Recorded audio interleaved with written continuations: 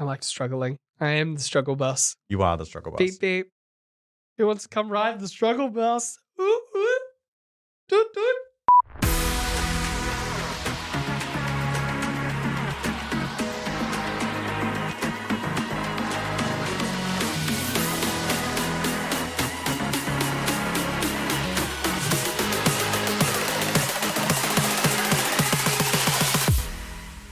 Ahoy hoy, and welcome to another episode of Let's Talk. I'm Sean Xiaolong Bao Polidano, and joining me as always is one spicy yet delicious wonton soup, Aaron Best. Why are so many of your intros food related? I just love food. Plus, I'm a very hungry baby. And, we haven't had dinner yet. I'm craving dumplings. How are you? I'm good. I am jealous that you will be off to Europe as of tomorrow. Is it? Yeah, I think it's tomorrow? No, 48 hours. No, Wednesday morning. Whereas I get to stay here in Melbourne's lovely winter weather. How are you going? Yeah, good. It's a quick sprint to the end of my work week as I'm heading off to Amsterdam. I have been informed though, it's not that warm up there. I could still be bringing a little bit of Melton? Oh, hometown. Melbourne winter up to Amsterdam.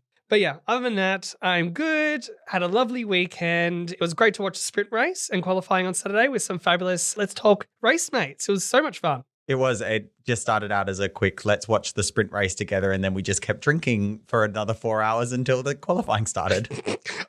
The amount of bottles that I then put into the recycling bin was I will admit I was a bit drunk, but when I left. You were absolutely drunk when you left. It has been quite an exciting week. We had some really interesting moments on track, and this is our first sprint of the 2024 season. Yeah, it didn't disappoint, did it? There's going to be a lot to talk about in this week's episode. Now, today, it's just family. Yeah, just you and I. You're going to be hearing our wonderful tones. But you know what, Aaron? Do you want to start us off on how a sprint race works? Okay, so as I mentioned, this weekend we changed things up a bit because we had our first sprint weekend of the season. Originally launched in 2021 as an alternative qualifying system for the weekend's Grand Prix, the sprint races are now a standalone 100-ish kilometre race held during 6 of the season's Grand Prix weekends. A sprint weekend consists of a single free practice session on the Friday before a sprint shootout, which is a special 3-part qualifying session dubbed SQ1, SQ2, and SQ3. This session is shorter than the regular qualifying at 12, 10, and 8 minutes instead of 18, 15, and 12 minutes. This sets the grid for the sprint race, which is held on the Saturday. Being significantly shorter than a full Grand Prix, sprint races normally do not have pit stops, and we'll get some really amazing races from the drivers. The top 8 drivers at the end of the sprint race will also earn championship points. Later on the Saturday, the teams will then compete in a regular qualifying session to determine the starting order for Sunday's Grand Prix. In previous years, Parc Fermé, which is a special time period where significant changes to the cars are not allowed, commenced at the start of the sprint shootout and lasted until the start of Sunday's race. This year, however, the FIA have created 2 Parc Fermé periods, one from the start of the sprint shootout until the end of the sprint race, and then another from the start of qualifying until the start of the Grand Prix. This allows teams to tweak the setup of their cars for the sprint and the Grand Prix separately. Our next sprint weekend is in fact in Miami, which is the location of our next Grand Prix in a couple of weeks' time, meaning there are a lot of opportunities for championship points over the next few weeks. I do love a sprint weekend. They're full of action and a lot of unknowns. Now, I'm just going to put on my newsreader voice for this section, for the race summary. But we must remember first and foremost that we have not been to Shanghai in over 5 years. So to have a sprint race on a track that we've not been to in quite a while is going to throw up a lot of, what do we call it? Challenges. Yeah, challenges. Now, while drivers have amazing simulators, nothing beats the real data that you can get while being on track. Due to this sprint format, there was only one free practice session, meaning minimal data and many unknowns for the weekend ahead. The slippery tarmac and the gravel at turn 10 added a layer of challenge to the driver lap times in free practice 1. Additionally, a small grass fire at turn 7 disrupted the session, causing cars to lay idle on pit straight. Notable mentions from FP1 were the Aston Martins. They showed impressive pace, signalling a strong weekend ahead. Chinese driver Zhao of Sauber achieved P11, giving the home crowd something to cheer about. Final lap results were Lance Stroll in P1, Oscar Piastri in P2, and Max Verstappen in P3. Sprint qualifying was hot, with another grass fire at turn 5. See? Hot. Sprint. Fire. Yee. Anyway, we learned from the commentary that the likely cause of the fire is from the sparks landing on the grass after cars scraping over the curb. So again, cause and effect. The weather took a turn in SQ2, with the rain making the track super greasy. Verstappen, Leclerc, and Perez topped the charts in SQ2 with an honourable mention of Bottas in P7 and Zhou in P10. SQ3 continued with the rain, and drivers struggled on their intermediate tyres. This opened up the top spots for anyone to take. Lando Norris clinched P1, followed by Lewis Hamilton in P2 and Fernando Alonso in P3. The sprint race was a thriller from the start. Norris and Hamilton battled it out early, with Norris unfortunately getting driven off the track and dropping down to P7. Verstappen took the lead on lap 9 and didn't look back, cruising to victory. Tussle between Alonso, Sainz, Perez and Leclerc was a spectacle, keeping everyone on edge of their seats. At the checkered flag, it was Verstappen at P1, Hamilton in P2 and Perez in P3. And then rounding out the top 8 for points, Leclerc, Sainz, Norris, Piastri and Russell. A few hours later, the drivers were back on track, qualifying for Sunday's main race. Hamilton, after a great sprint race, struggled and was out in Q1. Nico Hülkenberg continued his strong weekend by securing P6, and a visibly delighted Ricciardo made it into Q2. Sainz's dramatic final corner saw him hit the gravel and crash, bringing out the red flag. Despite the setback, he returned to the pits and put in a stellar lap to reach Q3. Bottas edged out Stroll for the crucial P10 spot, a great achievement for Sauber for the weekend. And by the end of Q3, Verstappen, Alonso and Perez dominated the top spots. The race day was filled with strategic battles and unexpected incidences. Alonso's masterful first lap overtake of Perez set the tone. Bottas's engine failure in lap 21 brought out a virtual safety car, which was then soon followed up by a full safety car that led to a flurry of pit stops. The restart was chaotic, to say the least, with Ricciardo getting rear-ended by Stroll, causing significant damage to both cars. We learned later that it was a concertina effect of Alonso slowing down due to late braking on the corner. Tsunoda and Magnussen collided, leading to more drama and 2 DNFs for the RB team.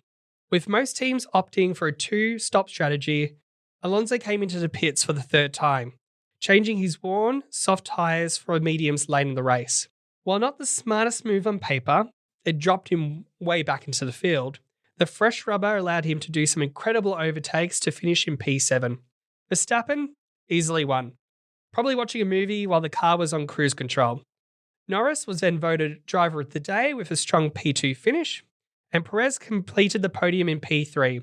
Zhou finished in P14 and got to park his car in front of the adoring crowd. Emotions were high for the home driver, and you can visibly see that in the broadcast. Away from track, Fernando Alonso's contract with Aston Martin was extended in what is being called the biggest deal ever. Mercedes Jr. Andrea Kimi Antonelli got his first F1 experience at the Red Bull Ring. Meanwhile, Red Bull's Helmut Marko revealed that Carlos Sainz had received a tempting offer from Audi, complicating his potential future with Red Bull post-2024. What a weekend. Oh. Now, Aaron, shall we maybe talk about Red Bull's weekend? They did a bloody good job again. Yes, Red Bull was really dominant this weekend, but it wasn't surprising. There wasn't really much to watch when we did see, like, Verstappen got himself out in front and he just dominated. I was watching the F1 visualized animation this morning of the sprint race, and you just watch his car just pulls away, or if he's behind someone, he just catches them slowly, regardless of tire deg, anything like that. He's just unstoppable. Perez doesn't perform quite as well as Max does. He's not unbelievably dominant. He does well, but he still is actually competing with the other drivers. So it's interesting to see that Verstappen behind the Red Bull car is so unbeatable, whereas Perez is actually a challenge for the other drivers. Yeah, and I think you kind of saw that in the race where we were hoping maybe that Perez was going to try and catch up to Lando, especially in those final moments of the race. But it was what they were talking about during the race. They were gearing us all up to then hopefully to expect a Red Bull 1-2. But it was great to know that Lando kept it at bay, but Perez wasn't able to go and compete. Like, as you said, are they two different drivers? They can't maximize the car enough from a Perez standpoint? Yeah, it's interesting to see how dominant Max is. One thing that I was interested in was in the final couple of laps, Max drove over something. He hit debris and he came over the radio. And you could hear the stress in his voice where he was like, I've hit debris. Is everything okay? And they're like, we're checking now for you. We'll let you know.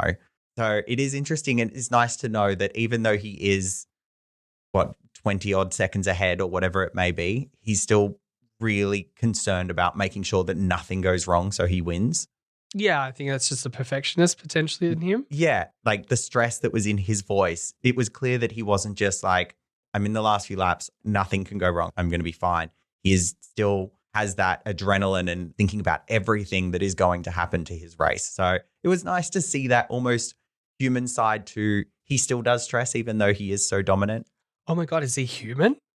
Is he human? I think, Red Bull had a really good weekend. They got a lot of points from the sprint and the race. I think the only points that they missed out on was the fastest lap. Alonso managed to go and get that one. I think Alonso did a fantastic job the entire weekend. Alonso did. He had a fantastic weekend. His performance, particularly as you mentioned in your summary, after he pitted and everyone was like, why is he pitting? He's already up in I think he was in P7 when he went into the pits. If you actually watch after he came out on those mediums, he just flew. He easily overtook all these other drivers. He had, a really good showing. He did really, really well. I think Alonso was in his element.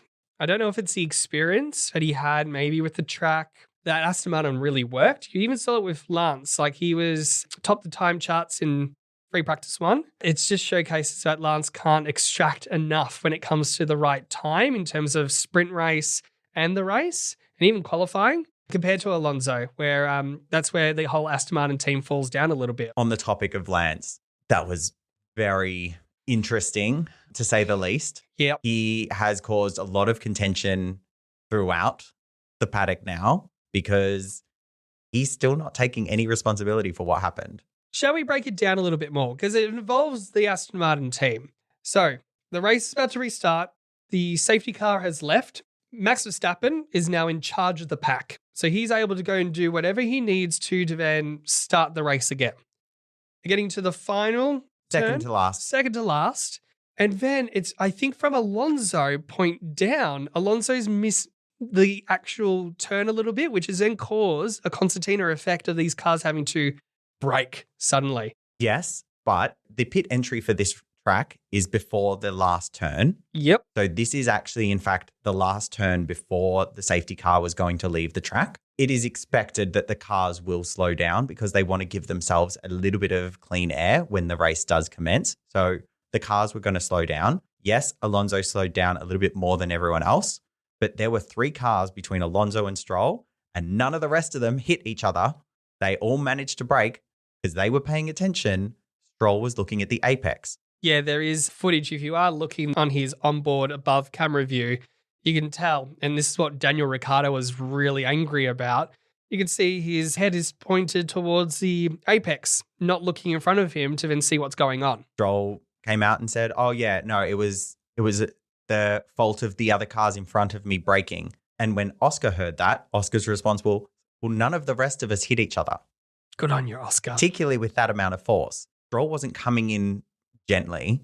You saw Daniel hit Oscar only because Daniel got rear-ended and he was so close because of what happened to his car. This was all Stroll's fault. Yeah, and it just goes back to Aston Martin looked very competitive this weekend because of Alonso. Lance is dragging down that team quite a bit, and these actions are, inexcusable. Aston need to be doing well. They need to be competing with McLaren and Ferrari, and to have stuff like this occur is just... It also doesn't help that Aston are a little bit playing victim because of the penalties that they've received in the last few races. They haven't really had a race where they haven't received a penalty. So they are a little bit possibly playing victim a little bit too much, and that's happening in Stroll's ear. So Stroll's like, well, then I'm going to be the victim.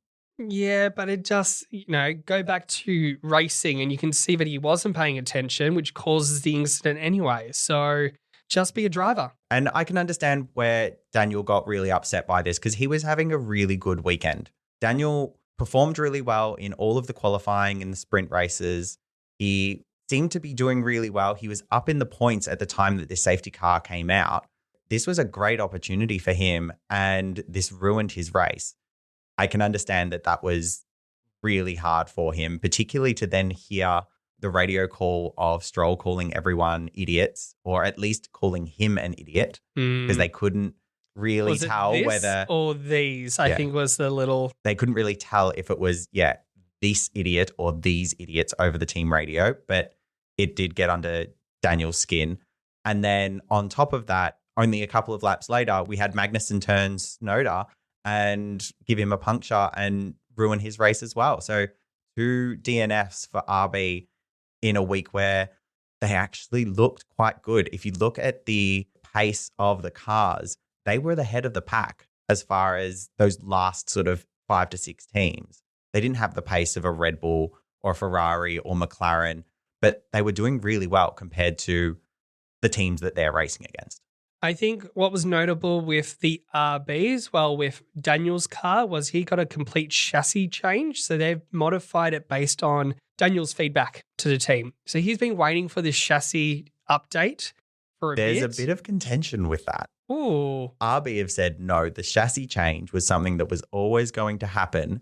Daniel wanted it, but it is not because of Daniel that the chassis change is happening. Am I then wrong in saying, though, they only deployed the change on Daniel's car? No, I believe it's only gone out to Daniel's car so far, but it was part of their regular upgrades. It wasn't Daniel that led this. It's Daniel that wanted this to come quickly. Okay, either or, Daniel was adding, a new mechanical change to the car. It looked to have given him an edge. He looked very competitive this weekend.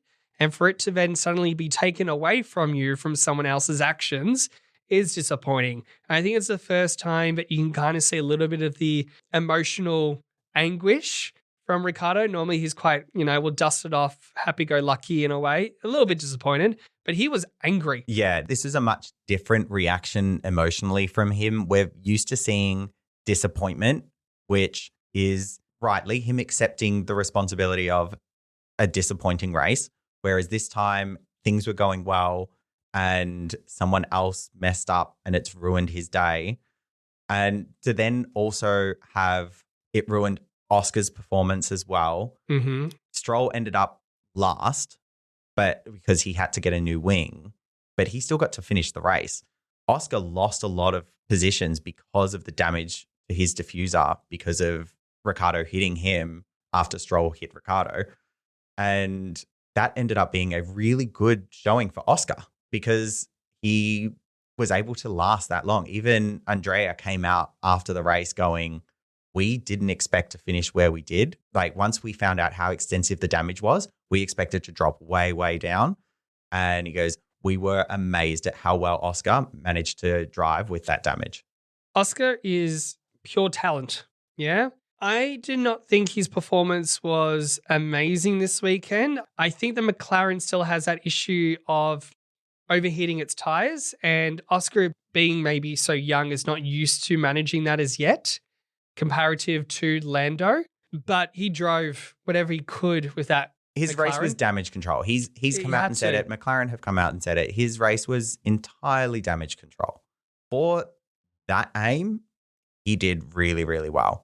Yes, Norris had an amazing race and Norris rightfully got driver of the day, but can't discredit how well Piastri did with the damage that he'd received. And they were lapping pretty well in terms of times for qualifying too. There was enough speed in that McLaren that you thought that, the papaya orange could at least go and do maybe some damage to the Red Bull on the sprint weekend or the race itself. It was exciting. I remember messaging one of my friends because they'd made fun of the fact that prior to the race, they had asked Norris, well, what's your aim today? And he goes, oh, well, my competition's with Max. I'm going for the win as a joke. And then at the end of one of the safety cars, there's Norris a second behind Verstappen. Obviously, Verstappen took off the way Verstappen will. But it was really interesting to be at something like lap 36 and Norris is actually very close to Verstappen. Now his drive is with Verstappen and Perez. Yeah, I think McLaren might be surprised about that P2. Again, great points haul overall. What happened then with Ferrari? I thought they were going to be quite dominant this weekend, and they kind of seem to be behind the pace of those McLarens. They were one of the teams that made a significant change to the car between the Parc Fermé periods. So from sprint race to the actual race. Yes. Mm. They actually didn't do too badly in the sprint race, and then they did something to their car. They changed the suspension or something like that, and they made it worse for the Grand Prix, and they lost all the time that they were trying to gain by making a change. They went full Italian, and we were like, kind of way. So they adjusted their car quite dramatically in that 4 hours between the end of the sprint and qualifying, and it lost them race pace. They had some amazing on-track battles though, like to see Leclerc and Sainz fighting throughout the weekend I was clutching my red Ferrari t-shirt because I was like, please do not crash. That's probably the notable thing about Ferrari this week is the challenge of the two of them were quite aggressive with each other. Their battle with, who was it in the sprint race? It was the two of them. Alonso? Plus then Perez. Yes. And the fight with the two Ferraris, they were paying attention to each other and Perez got ahead of both of them. Oh, that was a smart move by Perez. Perez drove beautifully. Yeah. But if the Ferraris weren't fighting each other quite as badly as they were, they probably wouldn't have left that gap open. It's very true. I imagine that Fred will be having a conversation with them. I believe that they've already come out and have admitted that they weren't really doing what they were supposed to. Or in actual fact, Sainz has come out saying that he wasn't really doing the right thing. Leclerc has also put it on Sainz, and Sainz has taken it. Sainz can do very, very naughty things to me. He's easily fine. My entire Instagram feed at the moment is just Lando and Sainz, like from back when they were both with McLaren. Just Lando and Sainz doing cute. stupid things. Yeah. It's great. Just I think most of them start with Lando being a child for 1 minute and 36 seconds, and then it's just the two of them. Yeah, a little bit of a maybe disappointing result for Ferrari. Speaking of probably big disappointment, Mercedes. The entire team has given up. I think that's You listen to Toto speak. Toto's like, the car just isn't good. What do you want me to say? I think they're like defeated rather than given up. They just don't know how to extract more out of the car now. It's just, what do we do? I really feel like there is an air of they are just waiting for 2026 now. Like they are hoping that 2026 brings something in the new regulations that they get right. And they just come to terms with the fact that the 2021 to 2026 period is a write-off to them and they come back stronger later. Let's take the good point though. Like Hamilton drove that Mercedes like no tomorrow in that sprint race. P2, what a win. We're all bloody excited for that whilst watching it. Like even Jodie was losing her marbles. He almost also got pole. The only reason he missed out on pole was that they undeleted one of Norris's lap times. So he had a spectacular weekend. It was just, again, once those Mercedes get back into the pack, they struggle. Yeah, I think it was a spectacular one moment and you had to ride the high, and suddenly very much 4 hours later for qualifying, oof, it was a roller coaster. And you can just see it in Hamilton's post-race interview and post-qualifying interview. He just was not happy. Neither was Toto. What about George? I don't even remember George being there this weekend. Kinda? Yeah, which is telling. Like, I think he did all right in terms of just existing. Points were scored, but nothing impressive from the weekend at all. I think the biggest issue for Mercedes is this weekend in particular, they did not look like they were in the top. They weren't a challenge for fourth fastest team or third fastest team. They were struggling down in fifth fastest team. They were behind the Astons for pace. They were behind the Ferraris for pace. They were definitely behind the McLarens and the Red Bulls for pace. They stopped looking like a top team this week, which was really disappointing. I found that the Sauber team looked pretty promising this weekend. Bottas getting into P10 with the qualifying. Really good result for them. It's just a shame that the engine blew up and caused that kind of safety car in the race. And Joe had a really good race. It was lovely to see how much he enjoyed his first home race and how much the crowd loved him.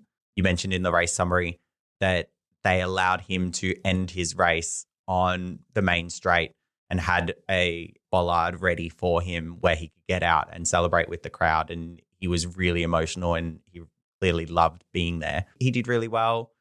Their pit stops are still a little bit slow. They're around 3 seconds, 4 seconds. I had a bit of trouble with that this weekend. But they are improving. They're getting better. They are working quite hard. It'll be really interesting to see what happens over the next couple of years with them. We've heard discussions that Audi have made a very, very tempting offer to Sainz, reportedly, based on what Helmut Marko is saying. And we also have heard rumors that they also want Nico Hülkenberg as part of their team because German. Just because German. Audi and German. It will be interesting to see what happens with Bottas and with Joe over the next couple of years. Their contracts are up. So is Nico's. So is Sainz. I think the whole news that came out with Helmut Marko and Sainz is very interesting. I think the fact that they have also, Red Bull were wanting maybe to look in with Sainz is the interesting part to take out of it. But, it's up to Sainz and where his future is going to go. And whilst the money may be good, Audi's still going to be, I don't know, a couple of years of turmoil and understanding on how the F1 rules work. So it's not going to be an instant team is basically what I'm going to try and say. If they do get the lineup that they're looking for, obviously Sainz doesn't have a seat at the moment, so wherever he goes is where he goes. But if they do get that lineup of Sainz and Hülkenberg, that takes Hülkenberg away from Haas, who have had a really good start to the season. They are not languishing down the bottom of the grid every race. They're getting points. They're doing really well. Obviously, no one is competing for 10th place. Alpine have sealed that. They looked okay, Alpine, today. They did better this week. Yeah. They're crawling back to being competitive.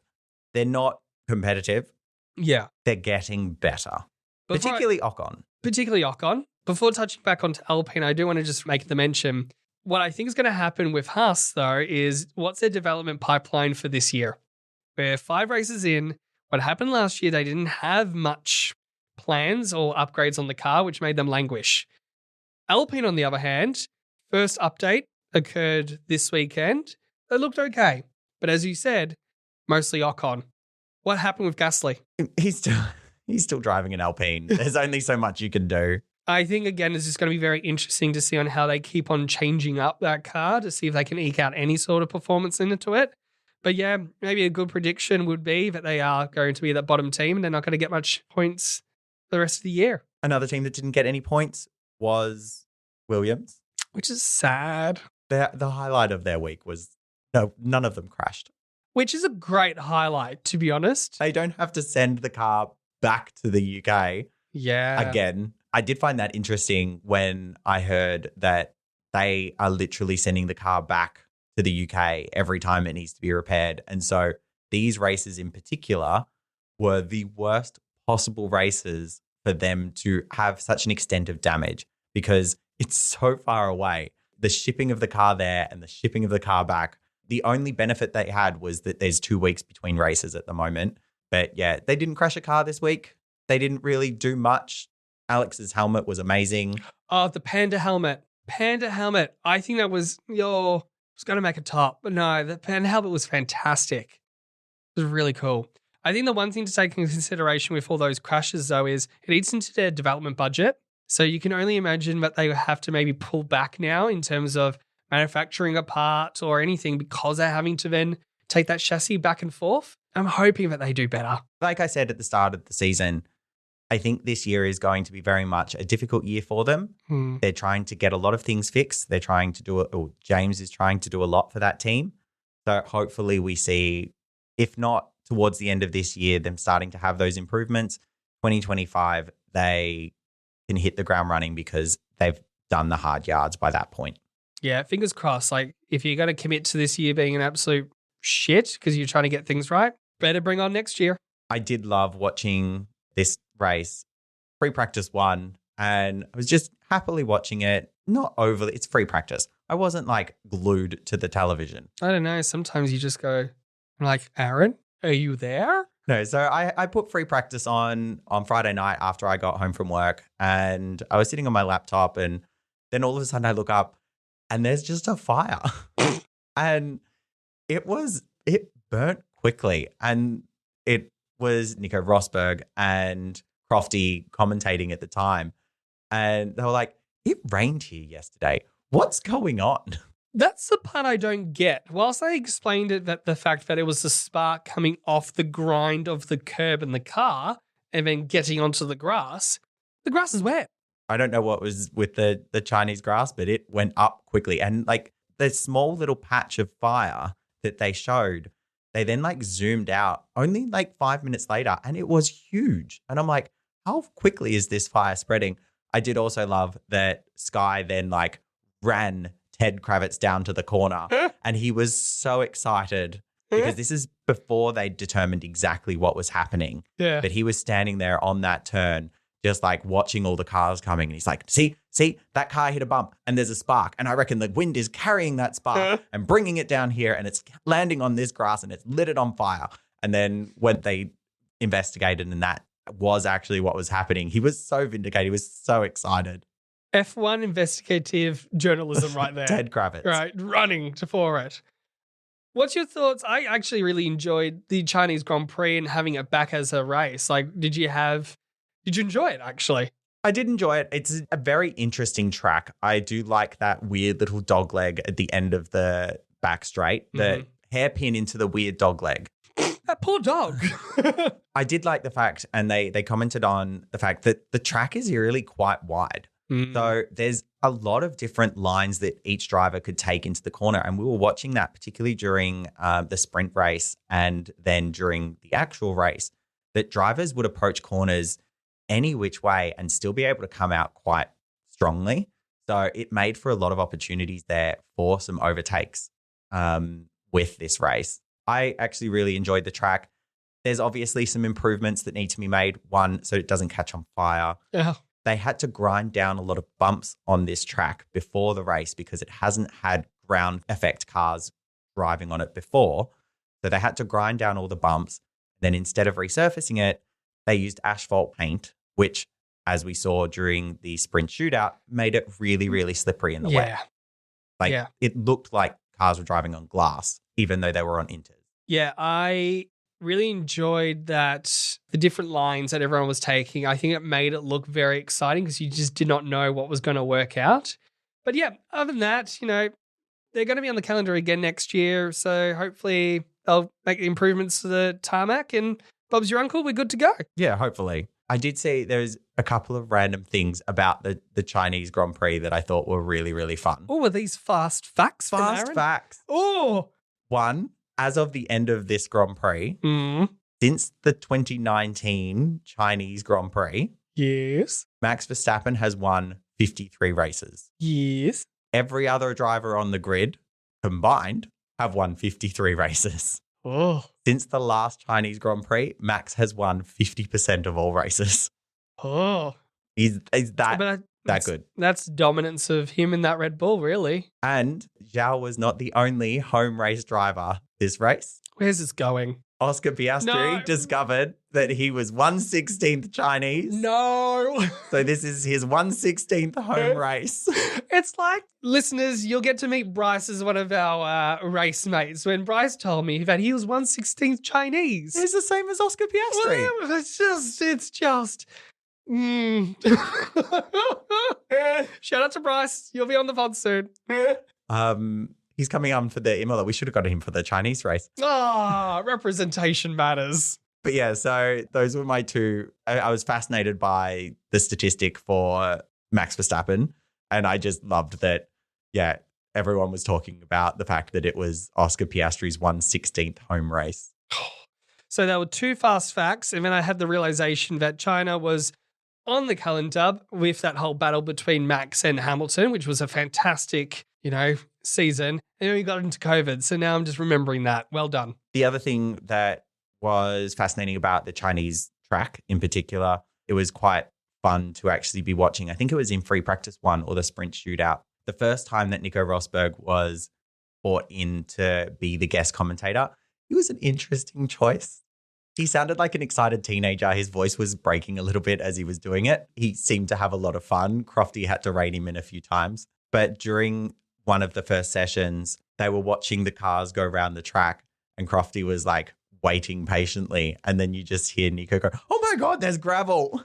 And Crofty's like, "I was wondering how long it would take you to notice." And that's in context to the gravel on turn 10 and the gravel on turn 16. But they've used gravel? Yes. So previously when Nico was driving, they didn't have gravel in those 2 corners. They've added the gravel in. They took away runoff areas and added the gravel. Okay. And we saw the effect of that with a number of the drivers tapping into the gravel and losing their corner or losing their line or going completely off. Alonso had a really amazing save on that turn 16 gravel. Especially when you kind of consider that the same corner, Sainz goes off and then puts his car into the barrier. Alonso's save was mind-blowing. He also then followed that save up with 2 overtakes within 1 lap. Oh, a champion. But I did love that same corner, that turn 16 gravel, was the reason that Lando got his time back during qualifying, during the sprint qualifying. He got pole position because he ran off the track at turn 16 into the gravel. And because it's the last corner, the rules of qualifying are that you lose that lap because you've exceeded track limits, but you also lose your next lap because you gain an advantage because you apparently, or you should have been able to straighten your car up a little bit more because you exceeded track limits coming onto the straight. McLaren were able to successfully argue that driving onto that gravel was not an advantage. So he should be able to keep his next lap. And the FIA agreed with him and reinstated his lap time, giving him pole. Which is also for the fact that he was close to the end of that qualifying session. So he had to go and literally take and salvage whatever happened with that lap that he was about to go and do and go straight into another fast lap to go and secure that spot. Yeah, with fucked up tires. Yeah. So I think the right rule was made in terms of reinstating his time. But can you imagine if Hamilton got P1? He would be over the moon. It would be a very great opportunity for him. It would have done a lot for news headlines everywhere. Hamilton's back. Yeah. Well, it's his first, not his first points finished. First top 8 finish in a while this season, maybe. Top 8? They started saying top 8 during the sprint, and I think that's just because the top 8 were the ones that got points. And I was like, where are these 8 tops coming from? On that note, silence. I'm doing it this week. Look at us go. Oh. Let's talk about our tops and bottoms for the weekend. Change of pace, you're going to go first. Oh, I feel dirty about this change of pace. Okay, my top has to be Alonso. Brilliant weekend in that Aston Martin, the overtaking, the save, right? The consistency. Mwah. It's great to have him in the F1 currently. He looks very competitive and it was just a fantastic weekend for him. And your bottom? Mercedes. Like, I don't understand on how Hamilton did so well in the sprint race and then qualifying. Blech. Like, I get there will probably be, again, the difference how the car is then dialed in for that particular session. But it was night and day. And it was just so disappointing. I thought maybe by capitalizing on the wet that he might actually have something there. And George Russell, where was he? I forgot about him. I think the car is very much kind of race pace, not qualifying pace. They just can't find qualifying pace in that car. So if they don't qualify well, they really struggle. Whereas during the races, they manage to maintain, unless something really bad happens for them, they manage to maintain their position. They're just not fast. So they're not qualifying quick enough. And again, that whole sprint qualifying was all not washed out, but everyone struggled because of the tarmac and how wet it was. So again, it was a game of chance. So Hamilton's stock goes up, right? He's a great driver in any sort of condition. So of course he's going to take that and run with it. And he did a very good job, which secured him a really good position for the sprint race. But again, it's just that kind of duality with this car. As you mentioned, everyone's so disappointed and frustrated and thinking maybe about 2026 now. It's just sad to see. Yeah. Now, what are your tops and bottoms? My top this week is the sprint format in general. I really enjoy it. It creates a lot of racing for us. A regular weekend, if we've got the 3 free practice sessions, then a qualifying session, they're very similar. They're all time trials. The free practices, they don't have the eliminations in them, but they're still time trials. They're the teams trying to see what they can do and trying to set their own standards for pace. And then the qualifying is the cars going as fast as they can on 1 or 2 laps worth of fuel and setting those qualifying speeds. To have the sprint weekend means that we get that second race, which means we get to see what the cars can do when they're full of fuel. Admittedly, not quite as full of fuel as they are for the Grand Prix, but we can see when the cars have to get out those 19, 20 laps. We get to see the drivers have to make strategic decisions. The drivers don't have the opportunity to pit, so they have to wear their decision on tyre choice from the get-go. You saw during the sprint race weekend that Russell started on the softs. He was the only driver that started on the softs, and his deg just was so noticeable as it got towards the end. He started to fall back in that sprint race. Like, it's really interesting to see the strategic decisions that the teams have to make and the drivers have to make and how careful they have to be when they're not able to pit. Yeah, I agree. I love a sprint weekend. I think the fact that we get to kind of celebrate and watch, the sprint race with friends, plus also having the luxury of then watching another race and having the excitement there as a viewer is the part that I love about it. So it's not just a lead up to Sunday. You've got 2 moments to kind of like watch and celebrate, which is a good thing. And then my bottom for this week is Lance Stroll. I was not impressed with his reaction, particularly after coming off track and still standing by the fact that he's blaming other people in this scenario. If you look at his onboard, he is not looking at the corner. He came into that corner with a lot of speed. Like, it wasn't just that the cars in front of him broke too hard and he didn't have enough time to brake.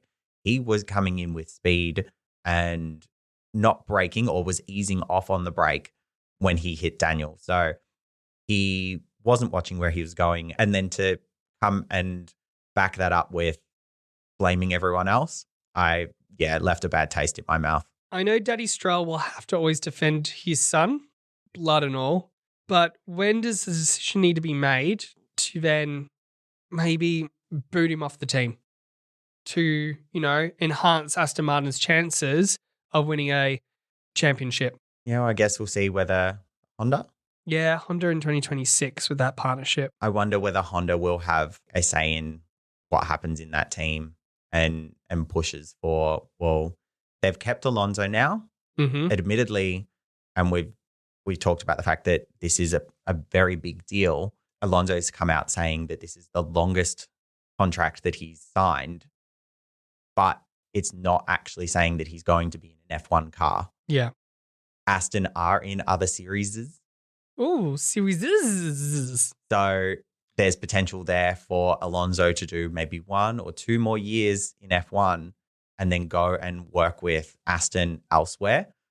That means that Aston need to replace Alonso with someone who is just as good as him.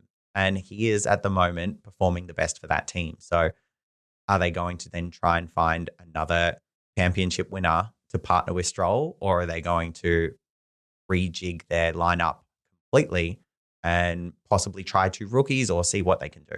It'd be really interesting to see what happens with that team over the next couple of years. The other part I'm hearing about that whole contract extension with Alonso is that whilst there is that option to go into other series, it may look to be like a Niki Lauda situation where he is a buy-in and a performance coach for that entire team, right? So strategic advisor overall, which could be very exciting for that. Do they then bring in someone like a Max Verstappen and to take that mantle? As I said, I think it was last week, I'm really interested to see whether we're starting to see some cracks show in Red Bull and whether their dominance is starting to slip. And if their dominance does start to slip, does Max move? As we've said, there are new regulations coming in for 2026. If Red Bull don't get the win as far as getting everything right for those new regs and another team does, it could be like what happened to Mercedes. They were so good and then Red Bull just took it away from them, and now all the other teams are just pushing ahead because the other teams are getting things right where Mercedes got things wrong. Yeah, true. Oakley dokley.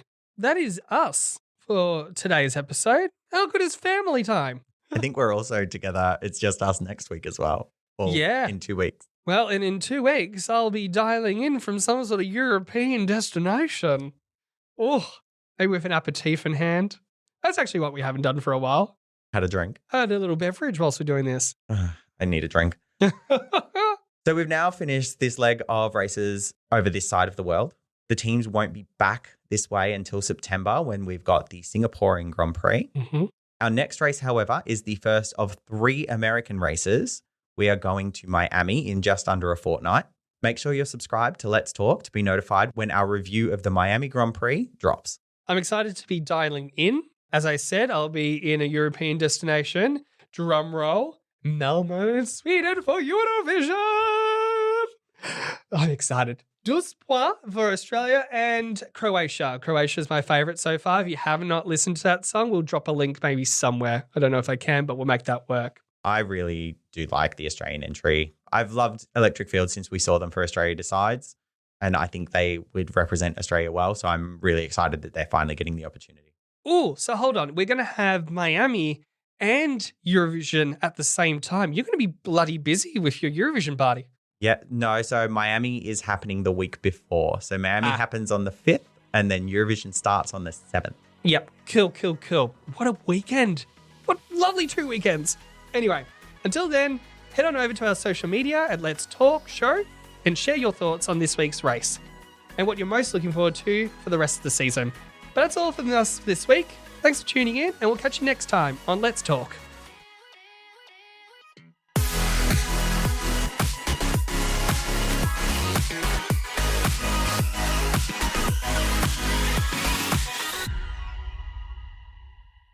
Let's Talk is hosted, produced, and edited by Sean Polidano and Aaron Best.